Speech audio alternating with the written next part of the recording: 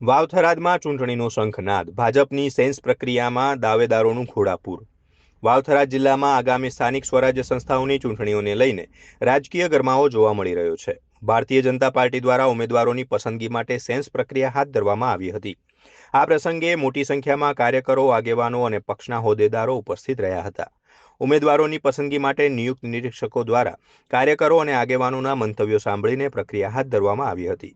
ઉલ્લેખનીય છે કે વાવથરા જિલ્લા પંચાયતમાં પ્રથમ વખત ચૂંટણી યોજાઈ રહી છે, જેને કારણે આ વિસ્તારમાં રાજકીય માહોલ વધુ ગરમાયો છે। વિવિધ રાજકીય પક્ષો દ્વારા ઉમેદવારોની પસંદગી અને ચૂંટણીની તૈયારીઓને લઈને બેઠકોનો દોર શરૂ થયો છે। આ પ્રક્રિયા હોટલ સિવાય ખાતે યોજાઈ હતી, જેમાં જિલ્લા પંચાયત, તાલુકા પંચાયત અને નગરપાલિકાની ચૂંટણી માટેના સંભવિત ઉમેદવારોની પસંદગી અંગે ચર્ચા કરવામાં આવી હતી। નવનિયુક્ત જિલ્લો છે, ભારતીય જનતા પાર્ટી કાર્યકર્તાઓની ફોજ છે। નાનામાં નાનો કાર્યકર્તા ભારતીય જનતા પાર્ટીને જીતાડવા માટે પોતાનો રાત દિવસ એક કરી રહ્યો છે અને દરેક કાર્યકર્તા માટે એમનો ઉમેદવાર એ કમળનું નિશાન છે। કમળનું નિશાન લઈને આવેલો ઉમેદવાર એને જીતાડવા માટે ભારતીય જનતા પાર્ટીના કાર્યકર્તા સક્ષમ છે।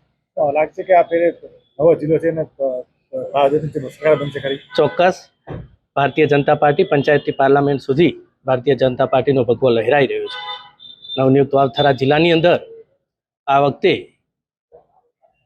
ભારતીય જનતા પાર્ટી કોંગ્રેસના સુપડા સાફ કરી દેવાની છે।